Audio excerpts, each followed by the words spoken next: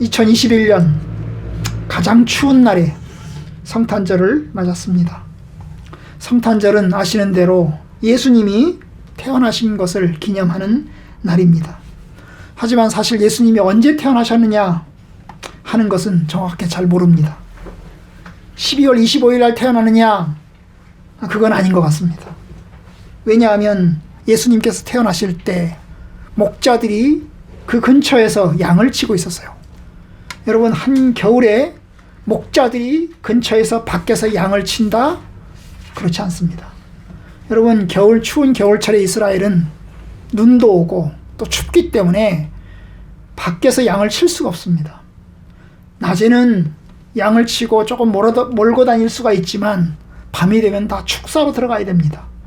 그럼 밤중에 양을 칠 수 있는 그런 시간은 한 4월, 5월, 6, 7월 혹은 8, 9월 정도 되어야 합니다. 그렇기 때문에 12월 25일 날 이렇게 엄동설안에 예수님께서 태어나셨다. 그것은 우리가 받아들이기 어렵습니다. 여러분, 그러니까 여러분 12월 25일은 아닐 것입니다. 엄동설안은 아니라고 보면 좋겠습니다. 그런데 여러분, 우리는 성탄절을 12월 25일 날 지키고 있습니다. 교회사에서 성탄절이 기록이 12월 25일 날 지키는 걸로 가장 먼저 나타난 기록은 AD 221년입니다. AD 221년에 지금부터 1700년, 1800년 전에 이미 교회는 성탄절을 12월 25일 날 지키고 있었습니다. 그런데 12월 25일만 지킨 것은 아닙니다. 그것은 서방교회가 그렇게 지킨 것이고요. 로마교회가 그렇게 지킨 것이고요. 동방교회, 헬라, 그리스의 그 비잔틴을 중심으로 한 헬라, 그리고 그것이 넘어가서 이제 러시아나 유고슬라비아나 이렇게 동구권으로 동굴아파로 가는데, 이 동굴아파는 1월 6일 날을 성탄절로 지키고 있었습니다. 그리고 지금도 일부 아르메니안 교회는 1월 6일 날을 성탄절로 지키는 교회들이 있습니다. 그러면 도대체 왜 이 12월 25일 날, 지금부터 1800년 전 그 어간부터 12월 25일 날 성탄절을 지켰느냐? 그래서 일부 사람들은 아주 강력하게 교회를 비판합니다. 그 비판하는 내용 가운데 하나가 뭐냐 하면 12월 25일은 그 당시에 태양신이, 이 로마 시대, 로마 제국 당시에 태양신이 탄생한 것을 기념하는 그런 날이다. 그래서 태양신이 태어난 것을 기념하는 날에 성탄절만 바꾼 거다. 그 태양신 대신에 예수님을 갖다 넣은 것이다. 그걸 아주 강력하게 이야기하면서 비판하는 사람들이 있어요. 안상홍 증인회라고 사이비가 있어요, 우리나라에. 이 안상홍 증인회의 사이비가 교회를, 우리 지금의 현재 기성교회를 향해서 비판하는 말 가운데 하나가 뭐냐면, 야, 니네 교회는 예수를 믿는 교회가 아니고 로마 제국의 태양신을 믿는 교회다. 그러면서 이제 비난을 합니다. 여러분, 그렇게 비난을 이제 하는데요. 여러분, 로마 교회가 태양신을 섬기는 날에, 태양신이 태어난 날에 성탄절을 지킨다. 뭐 그럴 수도 있어요. 의미가 있습니다. 그런 의미도 있어요. 또 하나는 뭐냐 하면, 여러분, 이 12월 25일은 서구라파에, 그리고 1월 5일 그 사이에는 이 동구라파의 동짓날입니다. 그들은 이제 1년 중에 해가 가장 짧은 날, 1년 중에 해가 가장 짧은 날, 그리고 해가 다시 길어지기 시작하는 날. 우리나라는 동짓날이 언제요? 12월 22일이죠. 그런데 이제 서구라파는 25일을 어간으로 지키는 거예요. 그런데 이제 해가 가장 짧아졌다가 해가 가장 길어지기 시작하는 날 아래 이제 동지로 그들은 지키고 있는 것입니다. 그래서 이제 그런 날을 기념해서 교회가 성탄절을 지킨 것이 아니겠느냐라고 봐지는 겁니다. 여러분, 성탄절을 태양신이 태어난 날이니, 그래서 동짓날을 중심으로 해서 해가 길어지는 날이니 이거 성탄절을 지키지 말아야 된다. 성탄절을 지키는 것은 잘못됐다. 성경에 무슨 성탄절이 있느냐 없느냐 이렇게 이야기를 하면서 비난하는 사람들이 있는데요. 여러분, 그것은 옳지 않습니다. 왜 그럴까요?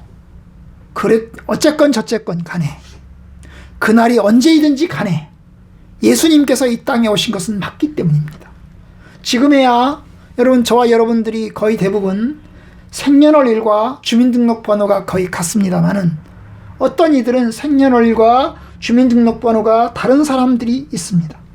저 역시도 그렇습니다. 저 역시도 생일과 주민등록번호에 주어진 그 날과 조금 다르게 지킵니다. 지금도 어떤 이들은 생일과 주민등록번호 날짜를 달리해서 지키는 사람들이 또 있습니다.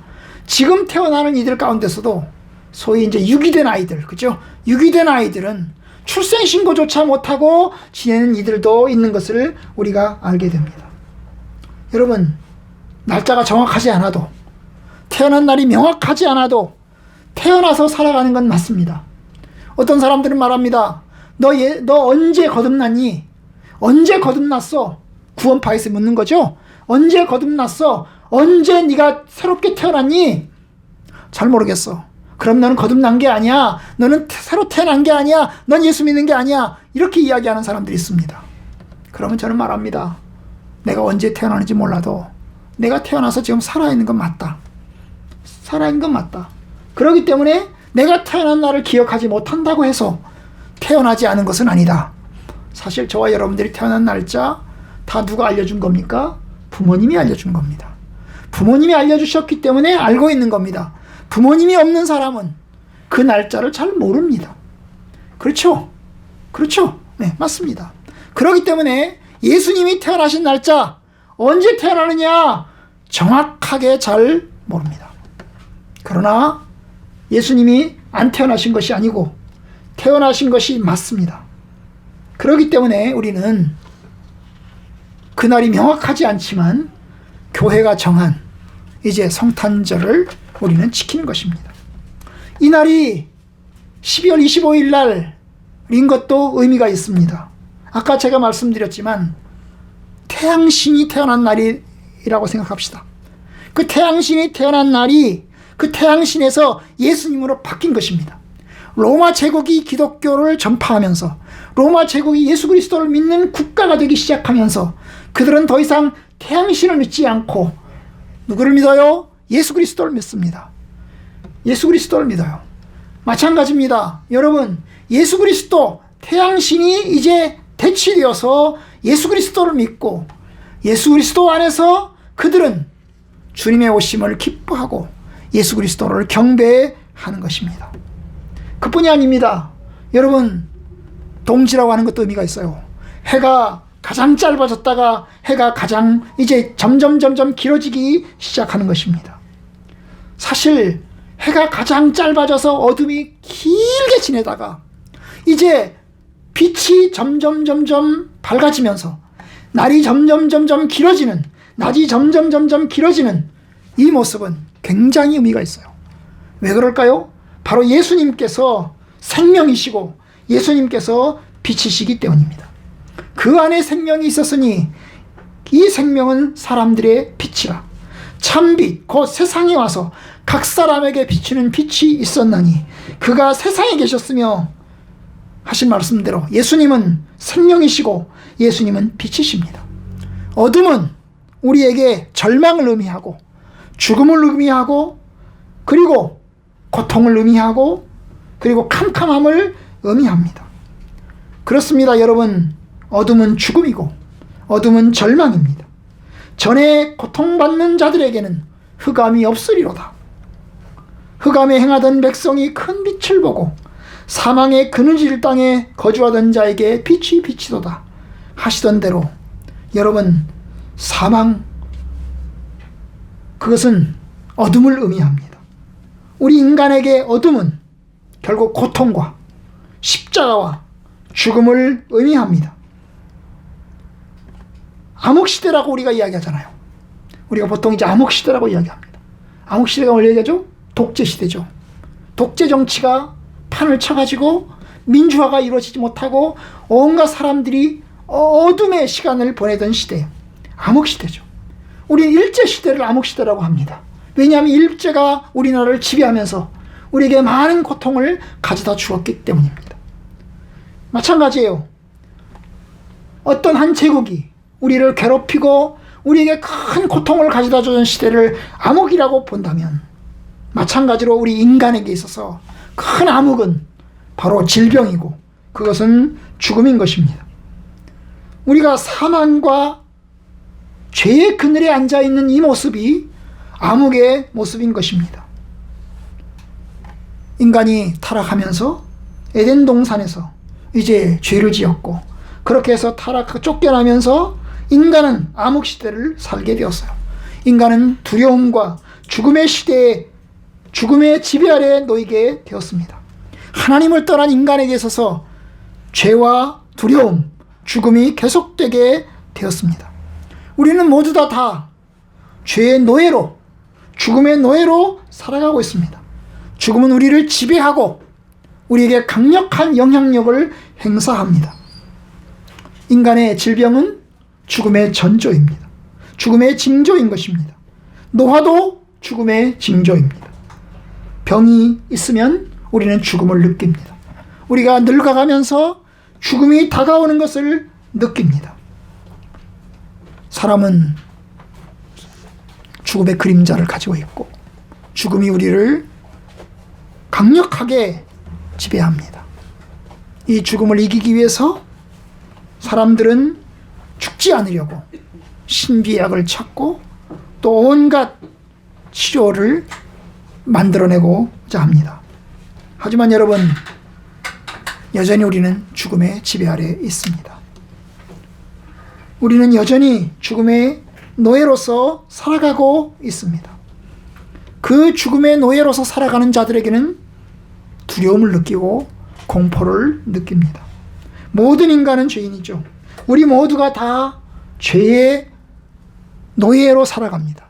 다 두려움을 느끼면서 살아갑니다. 죽음의 종노릇을 하면서 살아갑니다. 유대인이나 헬라인이나 다 죄 아래 있고 죄의 삭은 사망입니다. 모두 다 죽음의 노예 아래에 있어요. 모두 다 죄 아래에 있는 것처럼 모두 다 죽음의 노예 아래에 있는 것입니다. 한 사람으로 말미암아 죄가 세상에 들어오고 죄가 세상에 들어오면서 사망이 온 것처럼 이와 같이 모든 사람이 죄를 지었으므로 모든 사람에게 사망이 임하였다. 이것이 주의 말씀입니다. 여러분, 그래요. 우리는 어둠 속에서 살아가고 죄의 지배 가운데서 캄캄한 터널 가운데서 살아갑니다. 그런데 그 속에 주께서 오신 것입니다.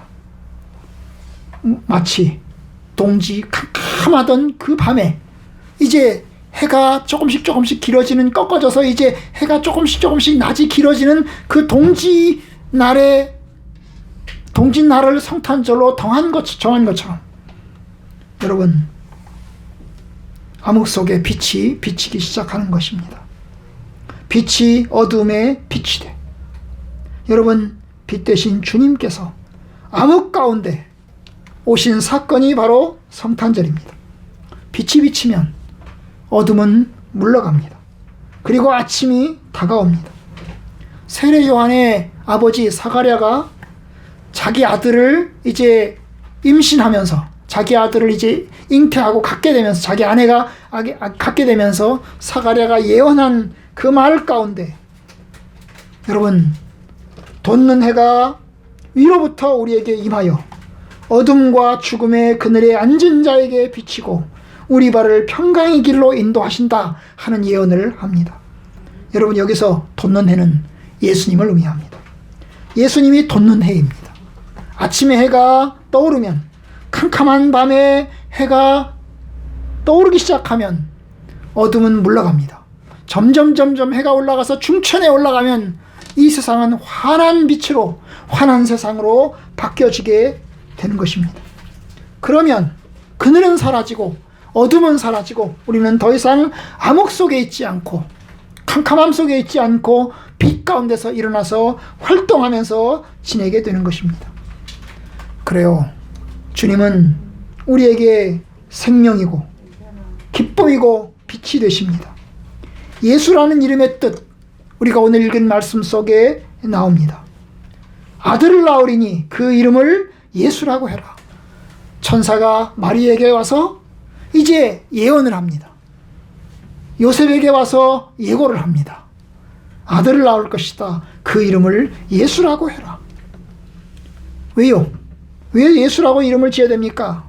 이는 그가 자기 백성을 그들의 죄에서 구원할 자다. 구원자다. 죄에서 구원할 자. 그렇기 때문에 이름을 예수라고 지어라. 여러분, 그러니까 예수님은 이름의 뜻처럼 사셨던 분이십니다. 이름처럼 사신 분이십니다. 어떤 사람은 이름 따로 인생 따로 살아갑니다. 좋은 이름을 가지고 있지만 나쁜 인생을, 악한 인생을 살아가는 사람도 있습니다. 어떤 사람의 이름은 아주 별로입니다. 그냥 대충 지어놨습니다. 그런데 아름다운 삶을 살아가는 사람도 있습니다. 예수님은 그 이름처럼 살아가셨습니다. 우리를 위해서, 죄 가운데 우리를 구원하시기 위해서, 어둠 속에 빛을 주시기 위해서 오셨는데, 바로 그 빛을 이루시기 위해서 그의 삶을 사셨고 결국 십자가에서 죽으셨습니다. 우리가 아는 대로 예수님은 성령으로 잉태하셨습니다. 인간의 출생과 같은 점도 있고 다른 점도 있습니다. 여자의 몸에서 태어났다는 것은 우리 인간과 똑같은 출생을 겪는다는 것을 의미합니다. 그러나 성령으로 잉태하셨다는 것은 남자와 여자의 결합에 의한 임신이나 출생이 아닌 신비한 출생을 의미하는 것입니다. 왜 이렇게 복잡한 과정을 주께서 거치셨을까요? 예수님은 왜 성령으로 잉태되시고 그리고 동시에 여자의 몸에서 나오셨을까요? 여러분, 두 가지 의미가 있습니다. 하나는 예수님께서 사람이 되어야 한다는 것입니다. 예수님은 구원자이십니다. 그런데 그는 사람이 되어야 합니다. 사람이 아니고서는 다른 사람을 살릴 수가 없습니다. 우리 모든 사람은 다 죄인인데 그 사람을 구원하기 위해서는 사람인 구원자가 필요합니다. 여러분, 인간의 죄를 대신하기 위해서 짐승은 맞지 않습니다. 왜냐? 인간의 값어치와 짐승의 값어치가 다르기 때문입니다. 여러분, 사람의 값어치가 얼마나 될까요? 짐승의 값어치가 얼마나 될까요? 그 사람의 값어치와 짐승의 값어치를 비교할 수 있을까요? 결단코 비교할 수 없습니다. 사람의 값어치는 얼마일까요? 여러분, 사람은 하나님의 형상입니다. 여러분, 우리나라에서도 사람을 죽인 죄와 짐승을 죽인 죄는 격을 달리합니다. 그렇죠? 우리가 차를 몰고 가다가 교통사고로 개를 치었다, 그거하고 사람을 치었다, 격이 다른 것입니다. 격이 달라요. 사람을 죽이면 그것은 살인에 해당이 됩니다. 살인에 해당이 돼요. 그렇기 때문에 굉장한 것입니다. 사람은 격이 달라요. 얼만큼 값어치가 있을까요? 이 세상에 있는 짐승을 모두 다 갖다 놓으면 사람보다 더 비쌀까요? 하나님께서는 사람은 하나님의 형상이라고 하셨습니다. 그렇기 때문에 여러분, 구약시대에 이스라엘 백성들이 인간의 죄를 대속하기 위해서 짐승을 대신해서 짐승에게 안수를 해서 그 사람의 죄를 짐승에게 전가를 시켜서 여러분 제사를 지냈어요. 그렇지만 짐승의 대속은 영향력이 별로 없었기 때문에 사람은 여전히 죄를 지었고 짐승은 계속 죽어나가야만 했습니다. 여러분, 격이 안 맞는 거죠. 그것은 단지 상징이었습니다. 피가 필요하다, 생명이 필요하다, 생명은 생명으로 갚아야 된다라고 하는 상징을 보여주시기 위해서 짐승을 잡아서 피를 흘린 것입니다. 그런데 그 격을 맞추시기 위해서 이제 사람이 필요한 것입니다. 그런데 사람 가운데서는 다른 사람을 대신해서 죽을 사람이 없고 다른 사람을 구원할 수 있는 사람이 없습니다. 왜냐하면 모든 사람이 죄인이기 때문입니다. 태어나는 모든 사람이 다 죄인이기 때문에 다른 사람을 대신할 수 있는 사람이 없는 것입니다. 그런데 사람이어야 합니다. 그러다 보니까 주님께서 사람의 몸을 입으셨습니다. 여자의 몸에서 태어나게 하신 것은 그가 사람이 되고자 하신 것입니다. 사람이 될 수 있는 방법은 태어나야 하는데 여자에게서 태어나는 것입니다. 그런데 여러분, 그가 사람이긴 사람이로되 우리하고 달라야 합니다. 우리하고 오로지 다 같기만 하면 그는 우리의 구원자가 될 수 없습니다. 우리와 달라야 됩니다. 그는 죄가 없으셔야 합니다. 죄가 없으셔야 합니다. 죄 있는 사람은 다른 사람을 대신할 수 없습니다. 죄 없는 사람이 되기 위해서는 죄 없는 사람이 태어나야 합니다.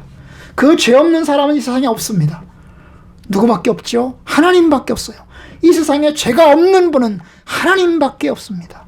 그 하나님께서 이 땅에 오신 것입니다. 사람으로서 이 땅에 오신 것입니다.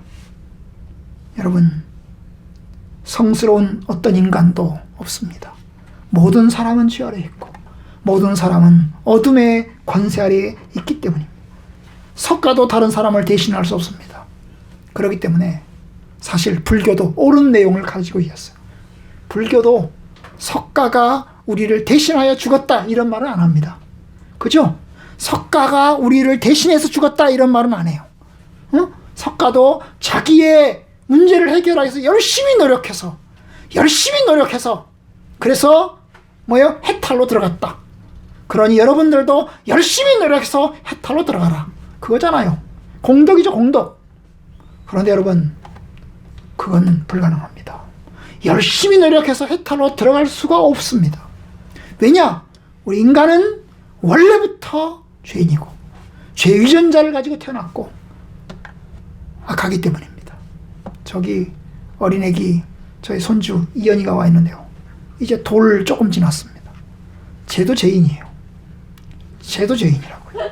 아무것도 모를 것 같은 쟤도 죄인이라고요. 왜요? 그 죄의 핵심은 자기중심입니다. 자기중심.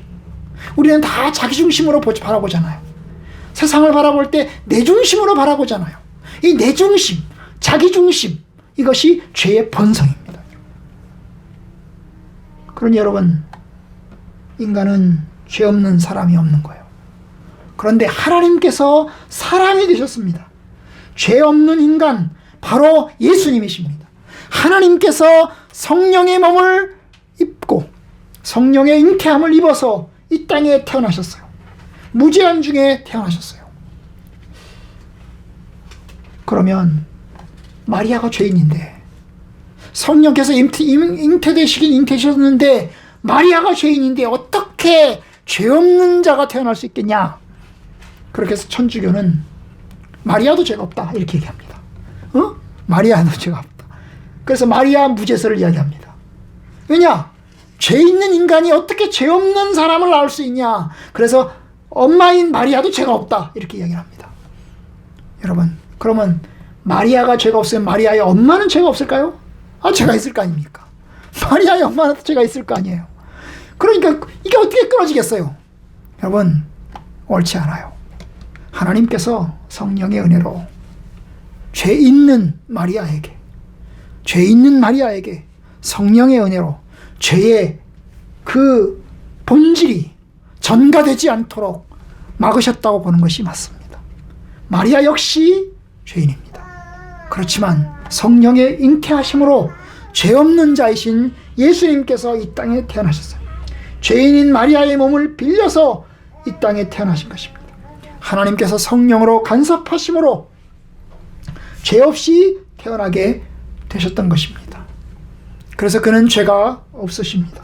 모든 일에 우리와 한결같은 자로 돼 죄는 없으시니라. 모든 일에 우리와 똑같은 분이로 돼 그는 죄는 없으십니다. 여러분, 이것이 예수님이십니다. 죄 없으신 주께서 우리와 똑같은 몸을 입고 우리와 똑같은 상황 속으로 어린아이로서 오심으로 그는 우리의 죄를 해결하고 구원의 길을 열으셨습니다. 십자가의 죽으심으로 우리의 죄를 대속하셨습니다. 여러분, 예수님의 오심은 오래전에 예고가 되었습니다. 이 모든 일에 된 것은 주께서 선지자로 하신 말씀을 이루려 하심이니 하신 것처럼 여러분, 주님의 약속이 있었어요. 하나님은 예고를 했습니다. 내가 독생자, 내가 메시아를 보내야 되겠다. 그것도 인간이 아닌, 보통 인간이 아닌 하나님 자신이 와야 되겠다라고 하는 것을 이미 예고를 하였습니다. 구약 성경에 여기저기에 예고를 하셨습니다. 바로 그 예고대로 이루어진 것입니다. 하나님께서 직접 사람의 몸을 입고 이 땅에 오심으로 그 예고를 성취하셨습니다. 여러분, 우리는 이제 그 예수 그리스도를 믿습니다. 예수 그리스도를 믿음으로 우리가 소망을 가지고 예수 그리스도를 영접함으로 하나님의 자녀가 되었습니다. 빛이 어둠에 빛이 돼 어둠은 물러갑니다. 영접하는 자, 곧 그 이름을 믿는 자들에게는 하나님의 자녀가 되는 권세를 주셨습니다. 이는 혈통으로 된 것이 아니고 육정으로 된 것이 아니고 사람의 뜻으로 된 것이 아니고 하나님의 뜻대로 되는 것입니다. 우리가 예수 그리스도를 믿으면서 예수 그리스도의 피 가운데서 하나님과 사귐을 갖게 되고 예수의 피가 우리의 죄를 깨끗하게 씻어내고 그리고 또한 우리가 영생의 소망을 갖게 되었던 것입니다. 여러분, 우리가 예수를 믿는 것은 착하게 살기 위한 것이 아닙니다. 우리가 예수를 믿는 것은 이 땅에서 성공하기 위한 것이 아닙니다. 우리가 예수를 믿는 것은 이 땅에서 우리가 부자가 되기 위한 것이 아닙니다. 우리가 예수를 믿는 것은 생명을 얻고 그리고 하나님 안에서 빛을 얻고 기쁨과 참 소망을 얻기 위함입니다. 여러분, 예수님이 언제 오셨냐? 잘 몰라요. 그리고 그 정확한 날짜는 그리 중요하지 않습니다. 예수님이 오심이 확실하고 그리고 그분의 오심이 우리에게 성탄의 기쁨을 가져다 주신다는 것이 분명하다는 점에서 여러분, 그것이 우리에게 소망이 되는 것입니다. 여러분, 이제 무서운 추위가 우리에게 닥쳤습니다. 그리고 이 추위는 또 조금 지나면 봄이 올 것입니다. 몇 달 지나면 봄이 올 것입니다. 겨울이 물러가면 봄은 다시 올 것입니다. 임종호 씨의 시 한 구절을 제가 인용하겠습니다. 첫 번 크리스마스, 제목은 첫 번 크리스마스인데요. 너무 어두워 길 못 찾고 아우성 소리로만 가득하던 땅에 주께서 빗대어 내리신다. 소리 없이 내리신다. 이것이 우리의 모습입니다. 너무 어두워서 길 못 찾고 캄캄하던 땅, 그래서 우리가 이 땅에서 아우성치는 우리들을 향해서 빛 되신 주님께서 오셨습니다. 아무 소리 없이 조용히 오셨습니다. 그래서 우리가 그 안에서 빛을 얻고 소망을 얻게 되었습니다. 여러분, 예수님은 왕궁이 아니라 누추한 말 구유에 그리고 많은 사람들의 환호성과 영광스러운 즉위식을 통해서 왕이 되신 것이 아니고 가난한 목동의 그 인사를 받으면서 그는 이 땅에 오셨습니다. 여러분, 그래서 우리를 위해서 십자가에 못 박혀 죽으시고 우리를 구원하기 위해서 오셨습니다. 우리가 예수님 안에 영생이 있습니다. 예수님 안에서 하늘나라의 소망을 가지고 삽니다. 우리가 예수를 믿는 것은 이 땅에서의 위로를 위함이 아닙니다. 살아서 죽어서 우리에게 가장 큰 위로는 오직 그리스도이십니다. 그리스도를 통해서 우리는 하나님 나라의 위로를 얻고 하나님의 위로를 얻고 영생의 위로를 얻습니다. 세상은 캄캄할지라도 우리가 소망으로 삽시다. 이 세상이 암흑 같아서 우리에게 절망을 가져다 줄지라도 우리에게는 소망이 있습니다. 하늘나라의 소망이 있습니다. 하나님께서 주시는 영광의 소망이 우리를 기다리고 있습니다. 우리의 겉사람은 낡아지고 점점 썩어지고 후패해져 갑니다. 그러나 우리의 속사람은 점점 새로워질 것입니다. 우리의 인생의 겉그릇은 우리의 질그릇과 같아서 조금씩 조금씩 깨어지고 완전히 부셔져 버리고 말 것입니다. 우리가 이 땅에 가지고 있는 이 장막집은 바람 불면 쓰러지고 말 것입니다. 그런데 여러분, 우리는 그것이 끝이 아닙니다. 우리의 질그릇이 부서지면 우리 속에 있는 생명의 보화가 우리에게 새로운 생명을 가져다 줄 것입니다. 우리의 장막집이 무너지면 우리의 손으로 짓지 아니한 집, 하나님께서 지으신 영원한 집이 우리를 기다리고 있고 그 영원한 집을 우리 몸에 덧입게 될 것입니다. 여러분, 이제 영생의 소망으로 삽시다. 믿음으로 삽시다. 인내하며 삽시다. 하나님의 은혜와 평강이 성도님 모두에게 넘치시기를 바랍니다. 하나님의 위로가 여러분 가운데 있기를 바랍니다. 슬퍼할지라도 많이 슬퍼하지 말고, 힘들어할지라도 많이 힘들어하지 말고, 우리가 예수 그리스도를 믿는 믿음 안에서 인내로써 우리의 어려움과 고난을 이겨내면서 소망으로 감당해서 영광의 그날을 모두 다 맞이할 수 있기를 주님의 이름으로 축원합니다. 우리의 믿음의 선배들은 그렇게 살았습니다. 우리의 믿음의 선배들은 그렇게 살았습니다. 죽음이 임박한 날을 바라보면서, 큰 고난과 핍박의 날들을 바라보면서 그들은 하나님 안에서 주시는 위로의 날을 바라보면서 살았습니다. 여러분들도 위로의 날을 바라보면서 사시기를 주님의 이름으로 축원합니다.